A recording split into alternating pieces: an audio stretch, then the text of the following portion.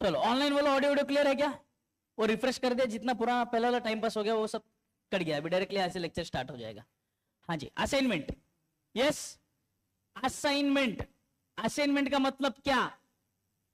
Assignment याद मत दिलाओ सर, रोना आ जाता है बीकॉम के नाम का। असाइनमेंट हो भाई साहब, असाइनमेंट का मतलब क्या है? असाइनमेंट का मतलब होता है असाइन करना। असाइन करना मतलब नक्की क्या करना? लिख के देना। हो गया असाइनमेंट का मतलब। आज तक तो हमको इतना ही पता है सर, लिख के दे देना। जो कुछ बोला है वो गूगल पे सर्च करो, गूगल पे सर्च करके चिपकाओ और दे दो, खत्म, विषय क्लोज। असाइनमेंट। जय सिया राम। हाँ जी, असाइनमेंट का मतलब होता है टू असाइन, और क्या कहेंगे आप, अलॉट करना, काम अलॉट करना। या आप किसी भी प्रकार का कोई काम कर रहे हो, कोई फंक्शंस कर रहे हो, कुछ अलग अलग फंक्शंस है, वो फंक्शंस अलॉट एलोकेट करना। या आप कोई क्या कहते हैं कोई प्रोसेस फॉलो करते हो तो उसमें सीक्वेंस अलॉट करना। जैसे बैट्समैन है, नंबर 1 पे तुम जाओगे, नंबर 2 पे तुम जाओगे, नंबर 3 पे तुम जाओगे, दैट इज असाइनमेंट। बेसिकली बचपन में हमने क्रिकेट खेला था। क्रिकेट खेला था तो हम देखते थे, हम स्ट्रैटेजी बनाते थे। मान लीजिए हमारी पहली बैटिंग है, तो भाई अपने को लंबा स्कोर रखना है, स्कोर ज्यादा रखना है, तो कोशिश करके हम क्या करते हैं, जो अच्छे बैट्समैन हैं उनको स्टार्टिंग में रखते हैं, अच्छे प्लेयर्स को हम पहले भेजते हैं ताकि स्कोर लंबा बने, बड़ा स्कोर मिले, बड़ा टारगेट मिले। और फिर एंड में एक हाथ दो बैट्समैन रखते हैं कि बाई चांस अगर ऊंच नीच हुई तो एंड में वो लोग खींच लेंगे। तो ये हम लोग स्ट्रैटेजी बना रहे हैं, बराबर है। वैसे अगर हमारा हम ये हो क्या कहते हैं, हमारा सेकेंड इनिंग आया, मतलब हमारी पहले बॉलिंग आई और फिर बाद में हमें चेस करना है, तो चेस करने के हिसाब से आप पहले तय करते हो कि टारगेट कितना है, कितना बड़ा टारगेट है। उसके बेसिस पर आप बैटिंग ऑर्डर तय करते हो। आपको मैक्सिमम रन्स चाहिए उधर, मिनिमम बॉल्स में मैक्सिमम रन्स स्कोर करने हैं आपको, बराबर है। आपके मान लीजिए आपकी फैक्ट्री में 4 या 5 प्रकार की अलग अलग मशीनें हैं। उन 4-5 अलग अलग मशीनों को ऑपरेट करने के लिए 4-5 अलग अलग वर्कर्स है आपके पास। कौन से वर्कर को कौन सा मशीन असाइन किया जाए, ये ताकि कम से कम समय में पूरा प्रोडक्शन कंप्लीट हो। यानी कि आप ये चाहते हो कि जो व्यक्ति, अब हो सकता है ना कि 5 मशीन है, XYZ, XYZ 5 नहीं होते, VWXYZ, YZ इतने मशीन है, बराबर। आपके पास जो वर्कर्स है ABCDE, ये 5 वर्कर्स है। तो ए को कौन सा मशीन हैंड ओवर करना है, बी को कौन सा मशीन हैंडल करना है, सी को कौन सा मशीन हैंडल करना है। अब यहां पर बात ऐसी है कि जो ए है, ए 5 मशीन चला सकता है, बी 5 मशीन चला सकता है, सी डी ई 5 लोग 5 मशीन चला सकते हैं, 5 मशीन ऑपरेट कर सकते हैं। बट हर किसी की एफिशिएंसी अलग है। कोई उस पर्टिकुलर मशीन पे ए जो है, एक मशीन नंबर 1 पे शायद 4 घंटा लगा सकता है, वही बी को 3 घंटा लगेगा, सी को 5 घंटा लगेगा, डी को 6 घंटा लगेगा। अब ऐसे अलग अलग समय लग सकता है। हमें यहां पर पता क्या करना है, प्रॉपर असाइनमेंट और proper allocation of machine to that particular worker और एलोकेशन ऑफ बैटिंग ऑर्डर। आप समझ रहे हो बातों को? बात वो है सर। तो यहां पर अगेन जैसे हमने ट्रांसपोर्टेशन में देखा, वैसे यहां पर हमारा जो ऑब्जेक्टिव होगा basically that is minimising of times, minimising of machine hours, minimising of labour hours, man hours जिसको अपन बोलते हैं। तो कम से कम समय में कैसे ज्यादा से ज्यादा हम प्रोडक्टिविटी या इफेक्टिवनेस आउटपुट निकाल सकते हैं। सेम जो ट्रांसपोर्टेशन में हमने किया है वैसे हम लोग असाइनमेंट के भी कुछ स्टेप्स फॉलो करेंगे, वही स्टेप्स खेलते रहेंगे बार बार। जैसे वहां पे अपॉर्चुनिटी कॉस्ट नेगेटिव आया, फिर मॉडिफाइड टेबल बनाया, फिर यूवी टेबल बनाया, फिर अपॉर्चुनिटी कॉस्ट बनाया, नेगेटिव आया, मॉडिफाइड टेबल, फिर से यूवी, वैसे ही यहां पर भी कुछ प्रोसेसेस जो स्टेप्स होंगे वो हमें रिपीट करने पड़ सकते हैं। यहां पर मेथड्स कुछ बहुत सारे अलग अलग मेथड्स नहीं है, 2-3 मेथड्स है, बट जिसमें से हमें सभी मेथड्स फॉलो नहीं करने हैं। हमारे सिलेबस के पार्ट में सिर्फ एक ही मेथड आता है, उस मेथड का नाम है हंगेरियन मेथड। हंगेरियन मेथड एक ही मेथड है असाइनमेंट का जो हमारे लिए प्रैक्टिकल क्वेश्चंस के काम आने वाला है। बाकी के मेथड्स थियोरेटिकली काम आएंगे, वो थियोरेटिकल पार्ट, उसके छोटे छोटे पॉइंट्स हमें याद रखने हैं जो अपन बाद में डिस्कस करने वाले हैं, राइट। इसके अलावा एक और बात बता दो आपको, एसएम का लेक्चर जो अपना मॉर्निंग का लेक्चर है वो रेगुलर लेक्चर है भाई साहब, वो रेगुलर है, वो रेगुलर चलेगा। तो सैटरडे को तो टेस्ट रखी थी और मुझे आना पॉसिबल नहीं था और एक काम था, इसलिए मैंने नहीं रखा लेक्चर, बट रेगुलर है। अब मैंने कल रात को ग्रुप पे मैसेज नहीं डाला, इसका मतलब रेगुलर लेक्चर है, मैंने आज लेक्चर लिया है, ठीक है ना। जिस दिन लेक्चर नहीं होगा उस दिन मैं इन्फॉर्म करूंगा ना, बराबर ना। स्कूल डेली जाते थे ना, क्या स्कूल से प्रिंसिपल का रोज फोन आता था, बेटे कल स्कूल है, हाँ आना, हाँ। जिस दिन छुट्टी होती थी उस दिन वो लोग इन्फॉर्म करते थे ना कि बेटे कल छुट्टी है। इसका मतलब इंप्लाइड है कि कल छुट्टी है, परसों से फिर से स्कूल रिज्यूम होगी। तो तुम मेरे से क्या एक्सपेक्ट कर रहे हो, मैं तुमको रोज बोलूं कल क्लास है, कल क्लास नहीं है, कल क्लास है, कल क्लास नहीं है, कल क्लास है, कल क्लास नहीं है। भाई क्लास डेली है, जिस दिन नहीं होगा उस दिन मैं मैसेज डालूंगा नो क्लास टुमारो। मैंने ये बोला था क्या, no extra lecture from tomorrow डाला क्या मैंने, या सिर्फ टुमारो डाला मैंने? देखो पढ़ो मैसेज ठीक से, no extra lecture tomorrow, from tomorrow डाला क्या? इंग्लिश तो इंटरप्रेट करो भाई ढंग से, हैं? कुछ भी अपने मन से तर्क बनाते हो। मैं सुबह के देख रहा हूं, बोले 1 2 3, बाकी किधर गया? ये 4 4, बाकी किधर गए? अच्छी खासी ओएम में तो भीड़ रहती है, फिर कहां हो गया? तो लेक्चर्स है भाई साहब, एसएम के भी लेक्चर्स होने वाले हैं, कल भी होने वाला है, आज भी हुआ है, कल भी होगा। ठीक है, चलिए शुरू करें भाई साहब।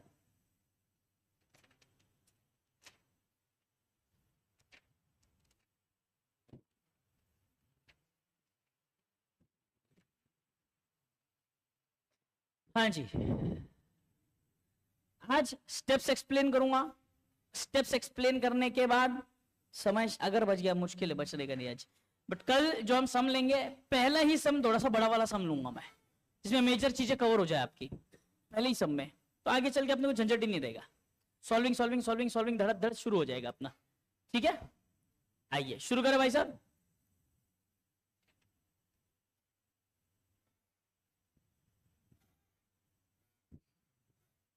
आइए सर, जब भी हम असाइनमेंट की बात करेंगे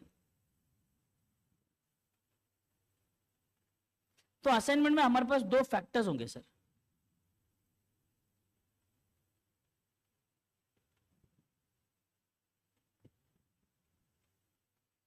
असाइनमेंट के लिए 2 फैक्टर्स की जरूरत है।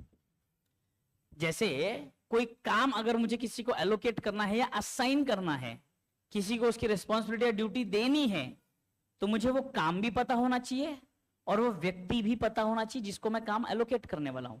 सिर्फ काम पता है उससे कुछ होने वाला है, या सिर्फ व्यक्ति पता है सर ये काम करता है, कौन सा, किसको पता? अब मेरे पास काम तो होना था, तो व्यक्ति लूंगा ना, व्यक्ति लेके करूंगा क्या मैं? काम है व्यक्ति नहीं है, ऐसा होने वाला है क्या? दोनों चीजों की जरूरत है, तो 2 फैक्टर्स लगेंगे सर, यहां पर 2 फैक्टर्स की जरूरत है। 2 फैक्टर्स की अगर हम बात करें तो जैसे फॉर एग्जांपल, अगर कोई जॉब है, उस जॉब के लिए particular we need particular men. If we have machines,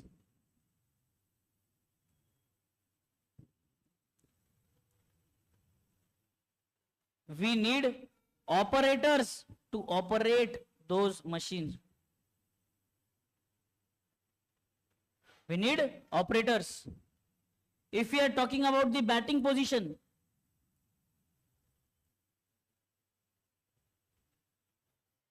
so we are talking about the batsman.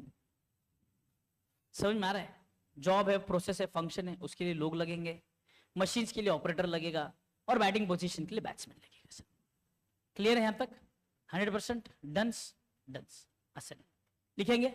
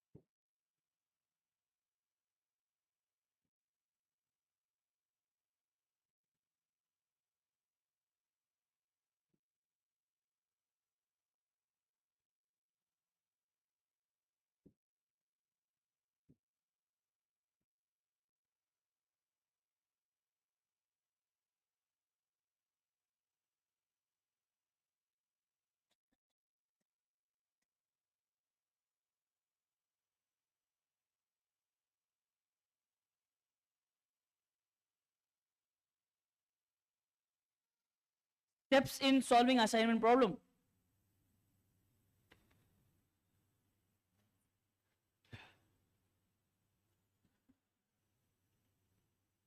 Verify.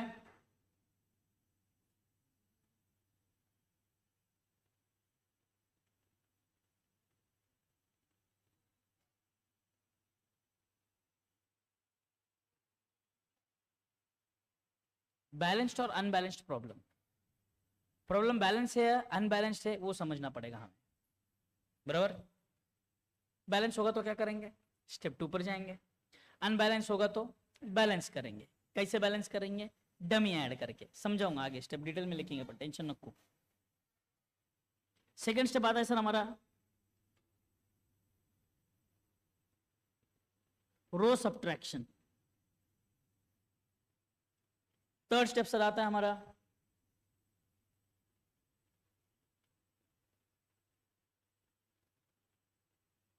Column subtraction. फिर फोर्थ स्टेप आता है सर एलोकेशन.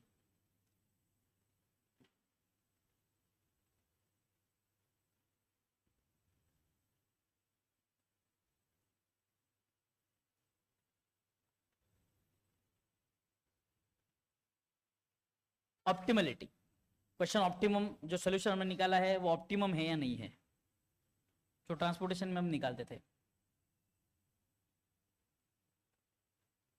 इफ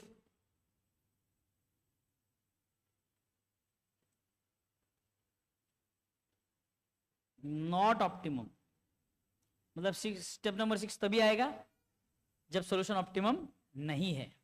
ऑप्टिमम आ गया सोल्यूशन तो फिर तो बात ही खत्म है भाई साहब, सीधा असाइनमेंट बताएंगे अपन. If not optimum,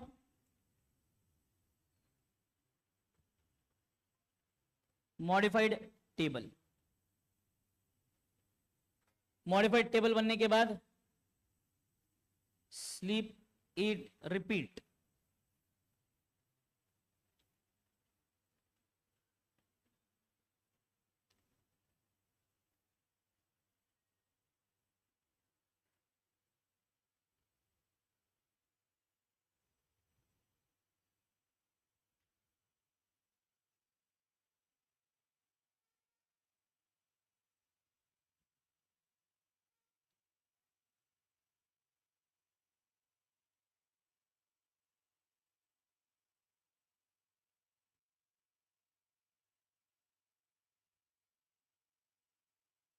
done. I step by step चले.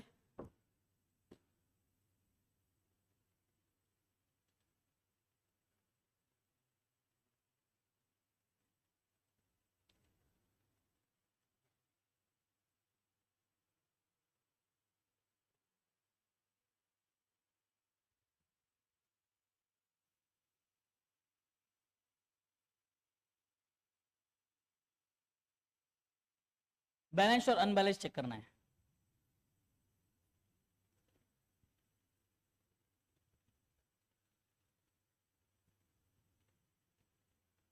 assignment problem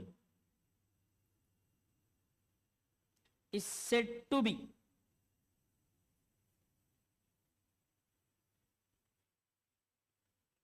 balanced if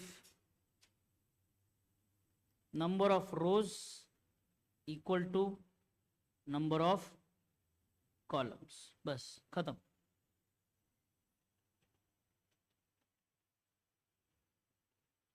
if number of rows not equal to number of columns, then if number of rows not equal to number of columns, then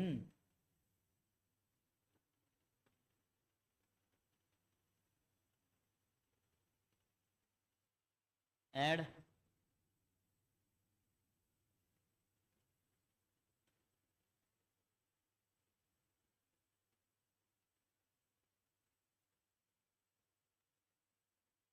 dummy row और column.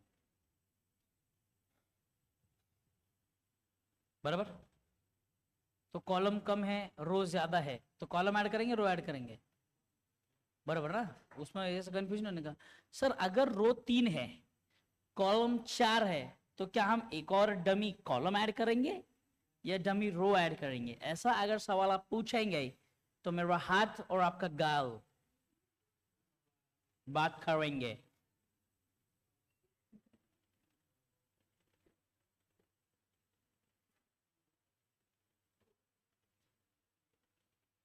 Step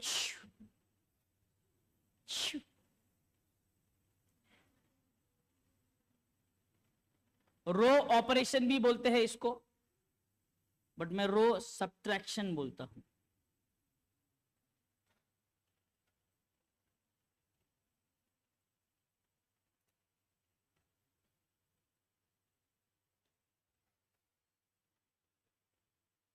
subtract lowest element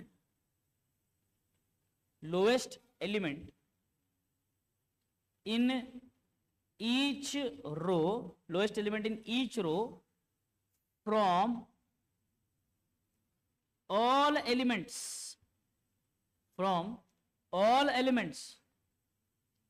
of that respective row। हर एक रो पकड़ो, उस रो में जो lowest element होगा उसको पूरे रो में जितने भी एलिमेंट्स हैं उन सब में से उसको माइनस करना है। नहीं समझा? क्या समझा भैरवी तय, क्या समझा?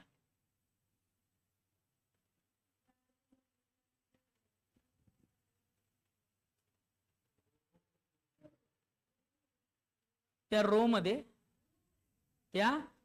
मध्ये असे यांचे रो आहेत, आपण असं बघायचं। अच्छा रो,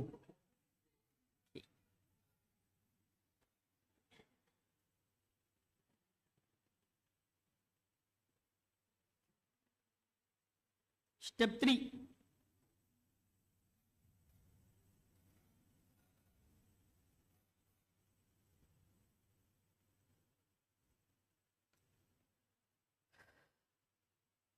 column subtraction.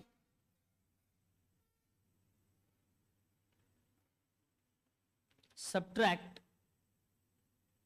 lowest element in each column from all elements of that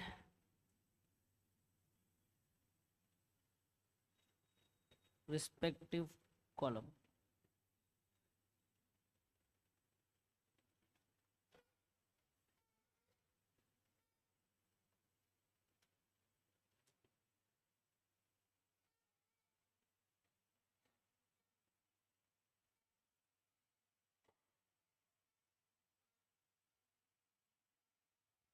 बराबर। स्टेप 4 क्या है अपना?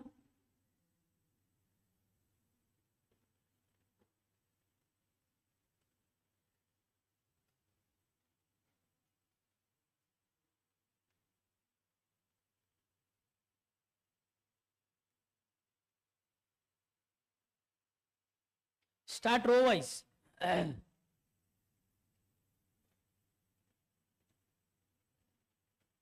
Start row wise.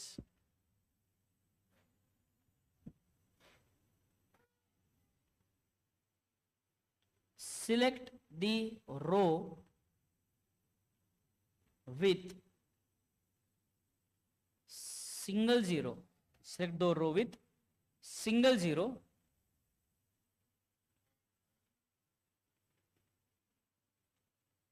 allocate to that zero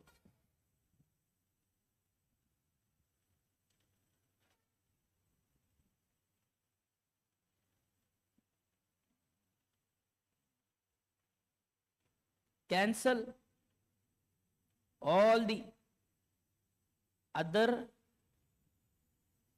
zeros in column of allocated 0.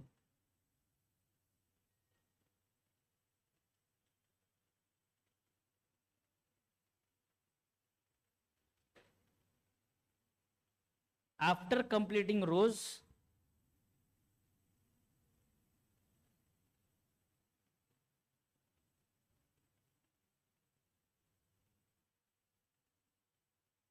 को कॉलम वाइज, फिर से लिखवा तो वही सेम चीज, select the column with single zero, मतलब उस पूरे कॉलम में अकेला एक ही जीरो होना चाहिए।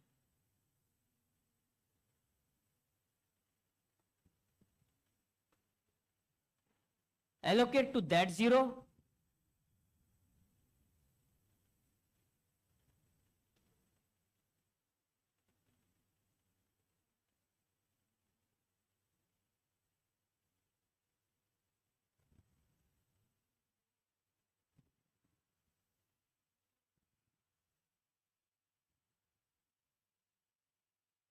अगर हम कॉलम वाइज देख रहे हैं, सिंगल जीरो पकड़ेंगे, उसको एलोकेट करेंगे और रोज के जीरो कैंसिल करेंगे,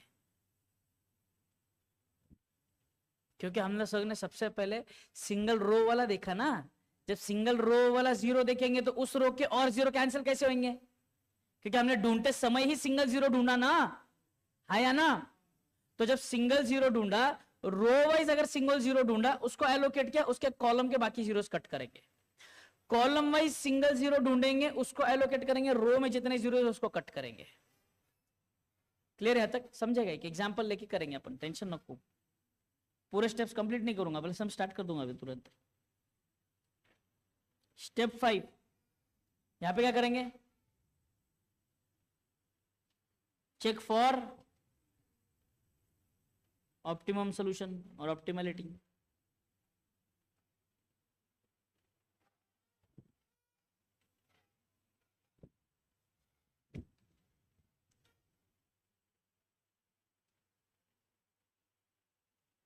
Solution is said to be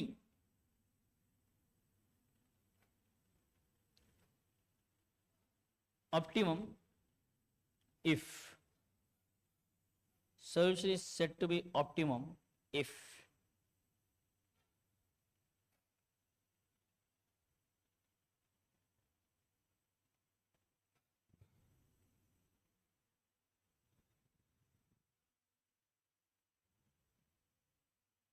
number of allocation is equal to number of rows or column.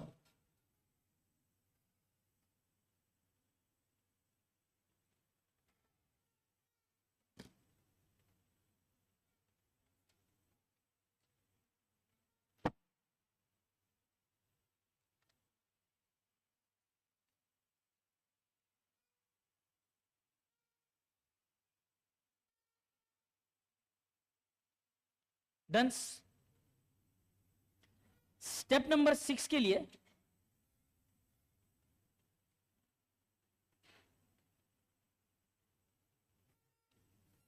छह से 7 लाइन छोड़ दो, और स्टेप नंबर 7 के लिए 1 लाइन छोड़ दो। छोड़ दिया? वेरी गुड, आगे आओ।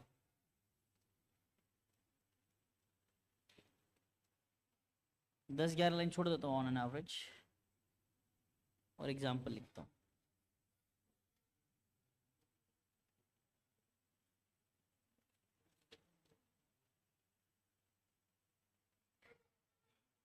ठीक है?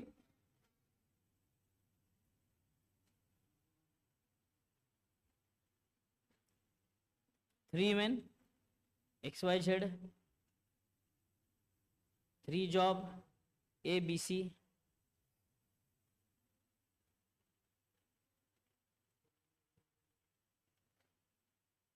Time taken given in matrix, solve by assignment problem.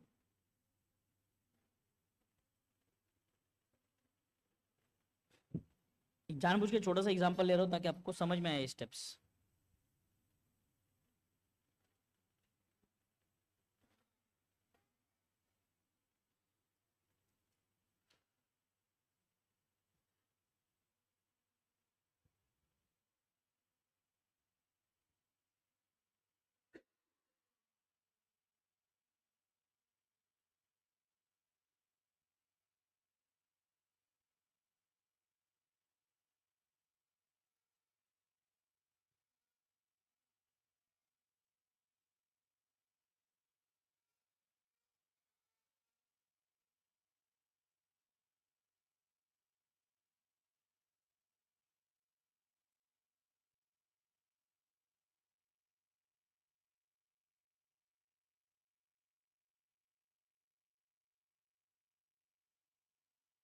शुरू करें।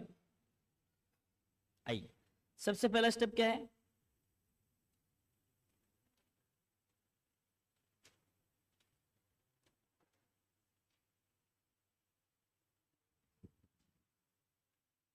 बैलेंस अनबैलेंस कैसे चेक करेंगे? नंबर ऑफ रोज कितने हैं, नंबर ऑफ कॉलम कितने हैं, देयरफॉर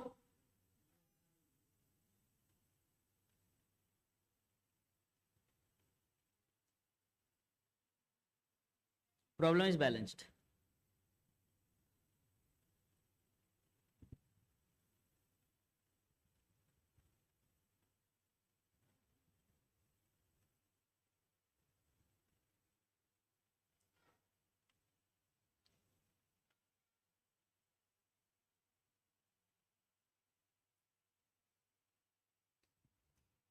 चलो, पहले रो में 7 2 5 बराबर, मिनिमम एलिमेंट कौन सा?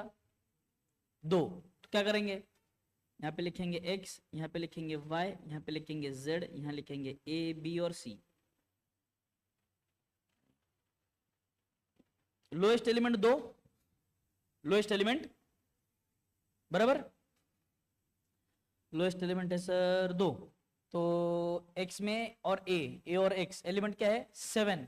7 माइनस 2, 2 माइनस 2, 5 माइनस 2। वाओ।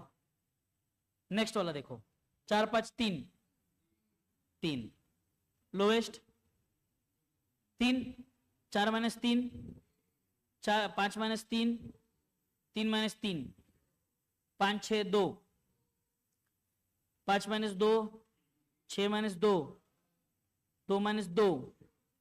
क्या हो गया ये? रो सब्ट्रैक्शन डन। अवगढ़ है ना?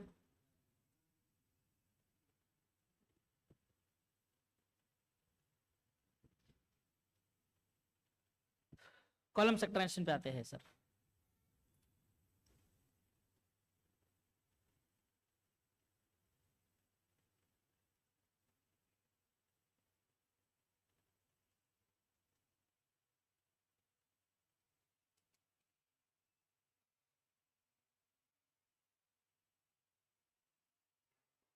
फर्स्ट कॉलम में मिनिमम क्या है?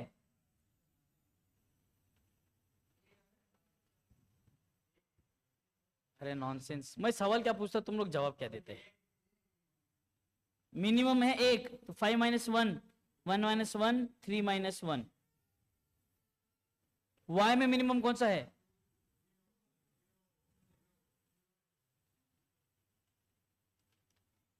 2 माइनस 0,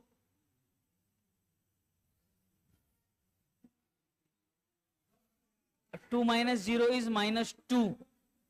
माइनस मतलब आज के मेरे जीवन काल का जो सबसे बेहतरीन जवाब मैंने आज तक सुना है, 2 माइनस 0 इज माइनस 2। एक आध बच्चा जो अनजान है वो 2 माइनस 0 को 0 बोल दे। 2 माइनस 0 इज माइनस 2। हाँ,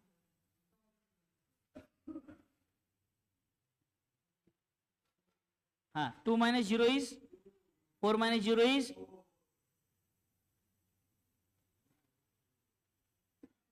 सर रो सब्ट्रैक्शन हो गया, कॉलम सब्ट्रैक्शन हो गया। फोर्थ,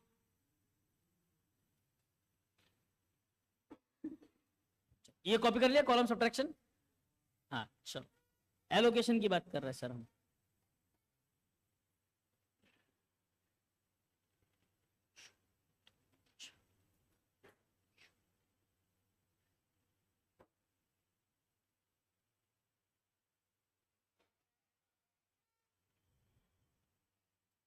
चल शुरू करें। एलोकेशन में पहले रो वाइज चालू करेंगे सर। रो वाइज में देखा हमने, पहले रो में सिंगल जीरो है क्या सर? है ना, वो अकेला जीरो है, तो हम इसको एलोकेट कर देंगे। और इस कॉलम में कहीं पर भी आपको जीरो दिख रहा है क्या? तो कट करने के लिए कुछ है नहीं सर। सेकेंड रो में आएंगे सर। सेकेंड रो में 0 2 है सर, 2 0 है, स्किप स्किप। थर्ड रो में आइए, 1 0 है, इसको मैंने एलोकेट कर दिया। अब इस कॉलम में कोई जीरो है क्या, उसको करेंगे कैंसल। समझा क्या? वंस मोर, पहले रो में जीरो है क्या, सिंगल जीरो है क्या, सिंगल जीरो है सर। तो सिंगल जीरो को हमने एलोकेट किया, एलोकेट हो गया, एलोकेट हो गया सर। उस जहां पर जीरो का एलोकेट किया उस कॉलम में, अभी देखो हमने रो वाइज एलोकेट किया, उसके कॉलम में कोई जीरो है क्या, तो कैंसिल करने के लिए कुछ है नहीं, आगे बढ़ते हैं। सेकेंड रो में आए, सेकेंड रो में सिंगल जीरो है क्या, 2 जीरो है सर, सिंगल जीरो नहीं है, छोड़ दो, आगे बढ़ जाओ। थर्ड रो में सिंगल जीरो है क्या, तो उसको सिलेक्ट करो,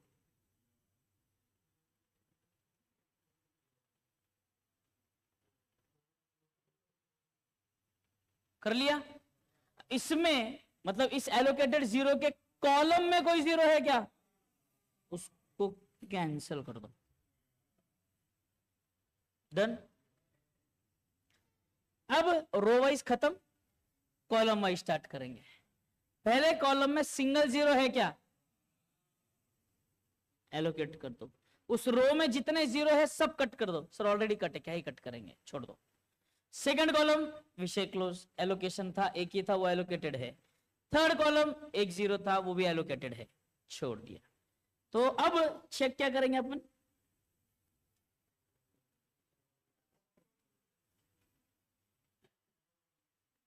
ऑप्टिमलिटी ऑफ सॉल्यूशन कैसे चेक करेंगे, number of allocation is equal to number of rows और कॉलम, कुछ भी बोलो।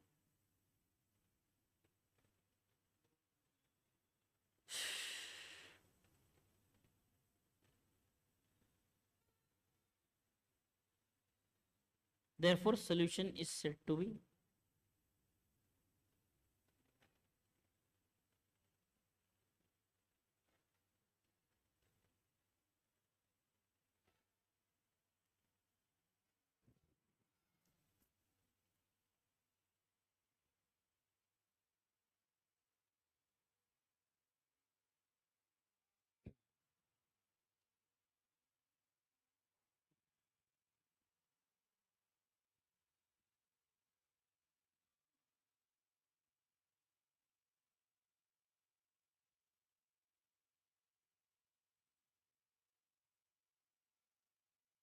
total time taken to complete the work.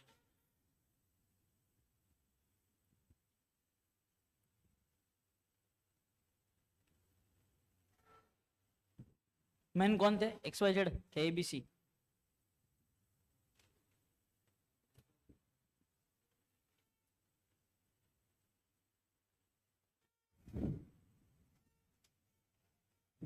X कौन सा काम करने वाला है, एलोकेशन में चेक करो ना, एक्स को कौन सा काम असाइन किया हमने, एक्स को बी, वाई को, जेड को, समय बताइए, 4 2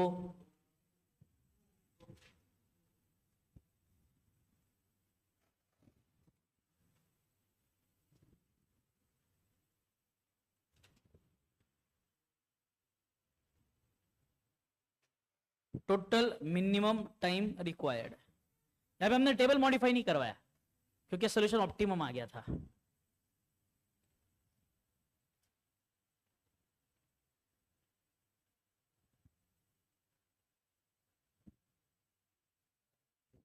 डन, लिखो मेरे साथ,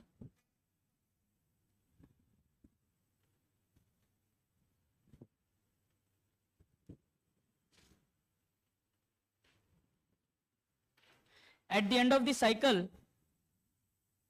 of schedule,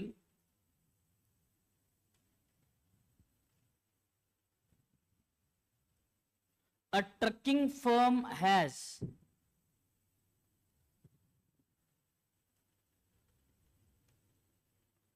surplus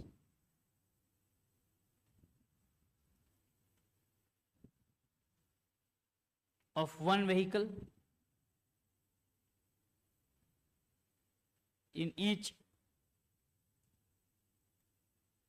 cities 1, 2, 3 and 4. 4 cities है सर, 4 and 5, 5 है.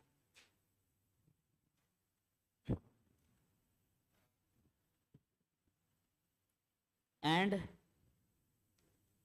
deficit of one vehicle in each cities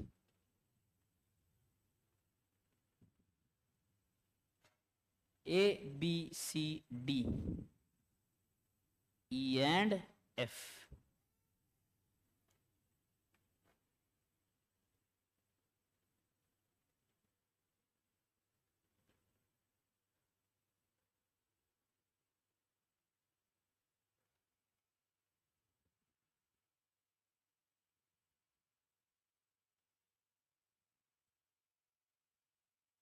Cost of transport and loading is as follows.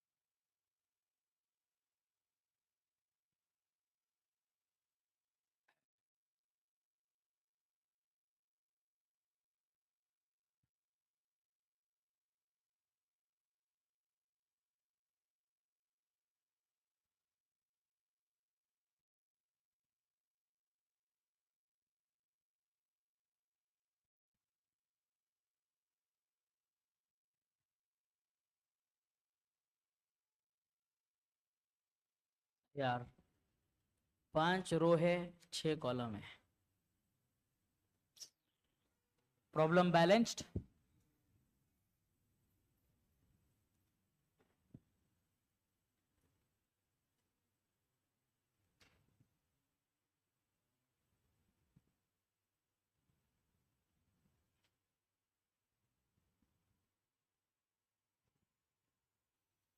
Find assignment of surplus vehicle to deficit cities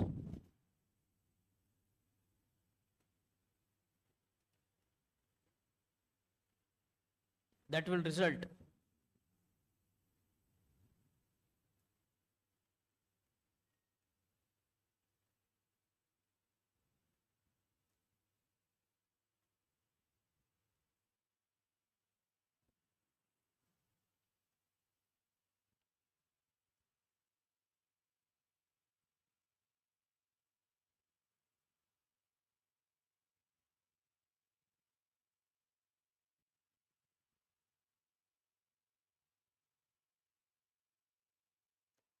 which city will not receive vehicle.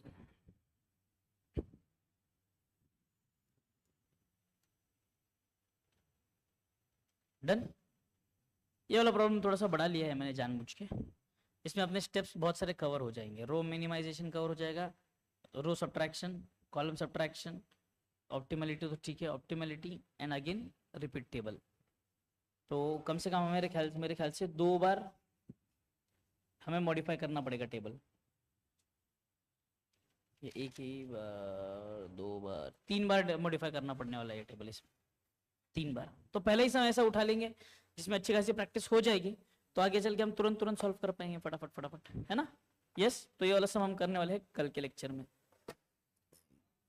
Yes, तो कल सुबह मिलेंगे अपन 9 बजे SM के लिए।